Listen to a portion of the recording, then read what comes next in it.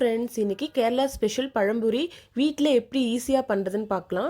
First இதுக்கு நல்லா பழுத்த நேந்திர பழம் எடுத்துக்கோங்க. நெக்ஸ்ட் ஒரு பவுலில் மைதா மாவு, அரிசி மாவு, கொஞ்சமாக உப்பு, மஞ்சத்தூள், ஏலக்காய் பவுடர் போட்டு நல்லா மிக்ஸ் பண்ணிக்கோங்க.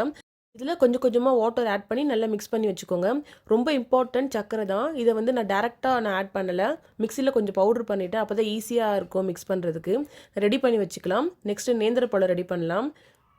நேந்திர பழத்தோட தோலை ரிமூவ் பண்ணிவிட்டு நீளமாக கட் பண்ணி வச்சுக்கலாம். உங்களுக்கு பிடிச்ச ஷேப்பில் கூட நீங்கள் கட் பண்ணிக்கோங்க. நெக்ஸ்ட்டு நம்ம ரெடி பண்ணி வச்ச மாவில் நினச்சி என்ன சூடானதோ ஒரு பீஸாக போட்டு எடுக்கலாம்.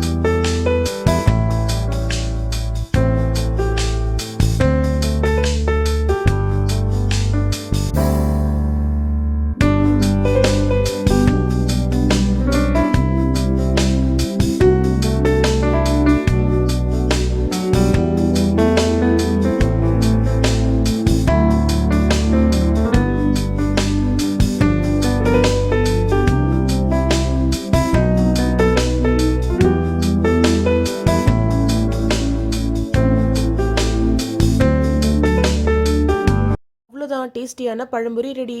நீங்களும் உங்கள் வீட்டில் ட்ரை பண்ணுங்கள். உங்கள் ஃப்ரெண்ட்ஸ்க்கும் ஷேர் பண்ணுங்கள். என்னோட சேனலில் ஃபர்ஸ்ட் டைம் பார்த்தீங்கன்னா சப்ஸ்கிரைப் பண்ணுங்கள்.